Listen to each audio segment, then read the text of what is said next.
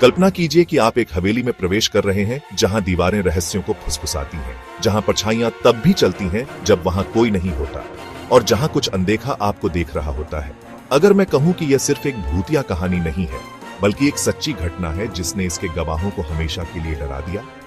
यह एक डरावनी सच्ची कहानी है उन दोस्तों के समूह की जिन्होंने राजस्थान के बाहरी इलाके में एक परित्यक्त हवेली में प्रवेश करने की हिम्मत की। एक ऐसी जगह जिसका अतीत काला है, जहां आखिरी परिवार जो वहां रहता था कभी नहीं देखा गया। उन्होंने अंदर जो सामना किया वह उनकी सबसे बुरी कल्पनाओं से परे था। अंत तक बने रहे, क्योंकि यह रहस्य अभी भी अनसुलझा है। दिसंबर 2019 की बात है, जब रवि, अंकित और मीरा, 3 कॉलेज के दोस्त जो शहरी अन्वेषण के शौकीन थे, रॉय हवेली के बारे में सुना। एक भव्य संपत्ति जो 30 साल से अधिक समय से परित्यक्त थी। स्थानीय लोग दावा करते थे कि यह भूतिया है। कुछ ने कहा कि उन्होंने रात में खिड़कियों पर आकृतियां देखी हैं, जबकि अन्य ने अंदर से चीखें सुनी हैं। बेशक दोस्तों ने इसे अंधविश्वास मानकर खारिज कर दिया। भूत होते नहीं हैं, है ना? एक ठंडी शाम वे हवेली की ओर चले। गेट जंग लगा हुआ था, दीवारें बेलों से ढकी हुई थी, और फिर भी संरचना अजीब तरह से सही सलामत खड़ी थी। जब वे अंदर गए तो एक अजीब सी खामोशी ने हवा को भर दिया। न एक भी कीड़ा, न हवा की आवाज। फिर मुख्य दरवाजा खुद ब खुद चरमराते हुए बंद हो गया। जांच करने के लिए दृढ़ संकल्पित वे अलग अलग हो गए। अंकित ने उनकी यात्रा को फिल्माया, जबकि रवि और मीरा ने मुख्य हॉल की जांच की। जगह समय में जमी हुई थी।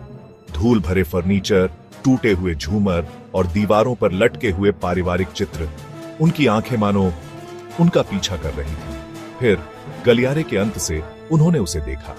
एक लंबी छायादार आकृति अस्वाभाविक रूप से स्थिर खड़ी थी। कौन है वहां?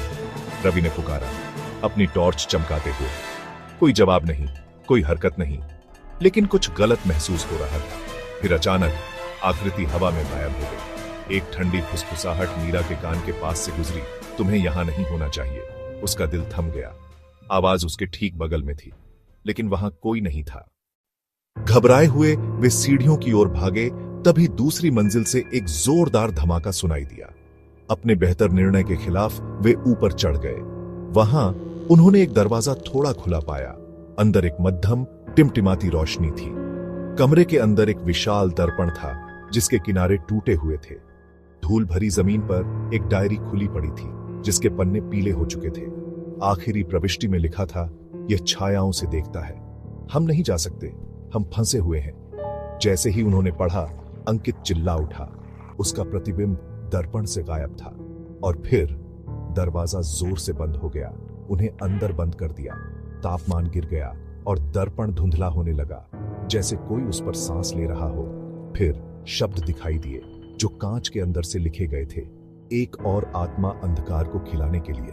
उनकी टॉर्च जोर से झपकने लगी, और जब यह स्थिर हुई, एक विकृत मुस्कुराता हुआ आकृति उनके पीछे प्रतिबिंब में खड़ा था। डर के मारे वे दरवाजे पर जोर जोर से मारने लगे, मदद के लिए चिल्लाते हुए। अचानक आईना टूट गया और एक अदृश्य शक्ति ने उन्हें पीछे की ओर फेंक दिया।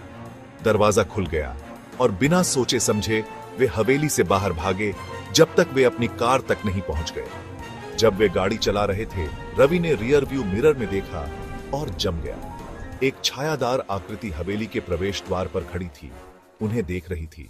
लेकिन यहां डरावनी बात थी, जब उन्होंने अगले दिन अंकित की फुटेज चेक की, पूरी रिकॉर्डिंग साफ हो चुकी थी, सिवाय आखिरी कुछ सेकंड्स के। एक गहरी विकृत आवाज फुसफुसाई, तुम जा सकते हो, लेकिन यह तुम्हारा पीछा करेगा।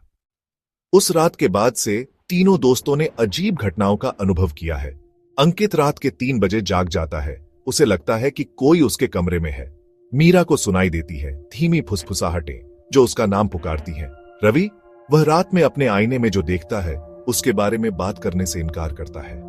और रॉय हवेली, अब कोई भी अंदर जाने की हिम्मत नहीं करता, क्योंकि जो साये में छुपा है वह अभी भी इंतजार कर रहा है। क्या आप रॉय हवेली में कदम रखने की हिम्मत करेंगे, या आपको लगता है कि कुछ दरवाजे हमेशा के लिए बंद रहने चाहिए? अगर इस कहानी ने आपकी रीढ़ में सिहरन दौड़ा दी, तो लाइक और सब्सक्राइब करें, और डरावनी सच्ची कहानियों के लिए नीचे कमेंट करें। अगर आपने कभी किसी सुनसान जगह में कुछ अलौकिक अनुभव किया हो,